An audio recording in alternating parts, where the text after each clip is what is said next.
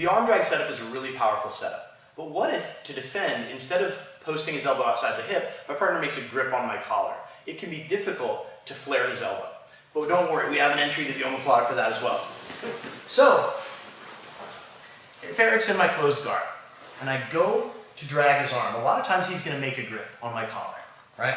So now if I try to drag it across, it's hard, and it can be difficult to get the omoplata as well. So what we're going to do is we're going to break his grip in a grip breaking technique that is itself really useful, but we're also going to get his arm out in space, which is going to enable us to set up a bunch of other techniques.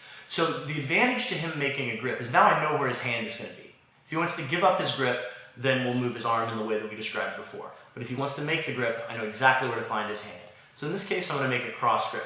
I'm going to roll 4 fingers and put my knuckles against the back of his wrist. Then my hand's going to come under and grab my own wrist, like I'm covering a wristwatch. And I'm just going to punch it straight to the ceiling. It's a really powerful grip break because it attacks the ends of Eric's fingers. Now, when Eric has an anchor against my collar, I can't really move his arm. But once I get his grip out in space, there are a lot of things that I could do. I could drag it across to get to the arm drag hub we talked about earlier, or I can go to what I call the overhook guard. This hand is going to swim inside as I pull this behind my head and I wrap. And I get a nice tight overhook. My personal preferred thing to do is feed the collar here and just lock this overhook in position. Obviously not an option, no gi.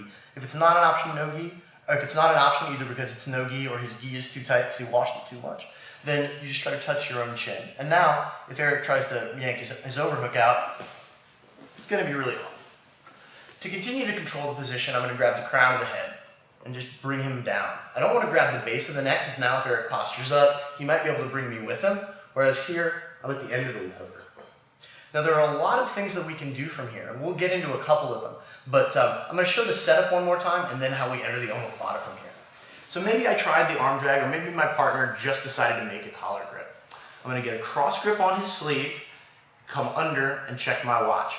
If his forearm is against my body, I'm going to lift my hips and drop my hips, allowing me to bring my arm under. Cover my watch, punch the grip to the ceiling. This hand is going to come toward the camera while my body comes forward and this other hand swims inside. I don't let go of this sleeve grip until I've already wrapped the overhook, pinching my elbow tight to my body. I'm going to come behind his head and collect the overhook. Now there are a lot of attacks again from the overhook position, but we're doing omoplata today. So in order to set up the omoplata, you can see how I've already isolated his arm on the far side and that his elbow is flared away from his body. My hand's going to come from his head to frame his neck. I'm going to open my guard, move my hips out, and bring my knee behind his shoulder blade. You can see the angle for the position already. I'm going to keep my frame, extend my body out, bring my foot in front, and come to his elbow. Immediately I let go of the overhook and grip for the pants. Step on the mat and start to do my regular flattening. I would finish the omoplata from here. Let's show that one more time from a different angle. The grip break itself is a really good technique for you. If your partner is able to make grips and dominate position, you have to be able to break those grips or else you're never going to get your own game going. So I'm going to grip. You see how Eric is taking away space here, and it can be hard to get this in. I'm just going to use my closed guard to lift my hips in the air, and as I drop my hips, now I create the space for my hand to come under. He doesn't know when I'm going to drop my hips. Grab my wristwatch, punch to the ceiling.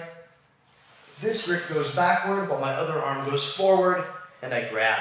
Now if we were to hang out in the overhook guard, there are collar chokes we can work from here. There is a triangle we can work from here, which we will in the next technique. But for now, we're just going to go straight into omoplata.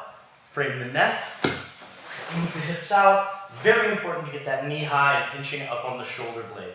Omoplata is Brazilian Portuguese for shoulder blade, which is how the technique was named.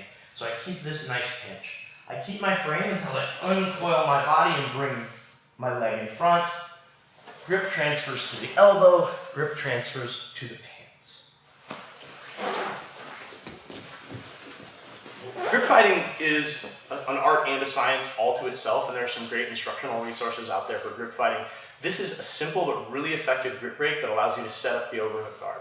The overhook guard, much like the arm drag position, is also a really great hub that there are cool attacks from, and omoplatas exist in all throughout the hub, but we can just go straight into it from this overhook guard position.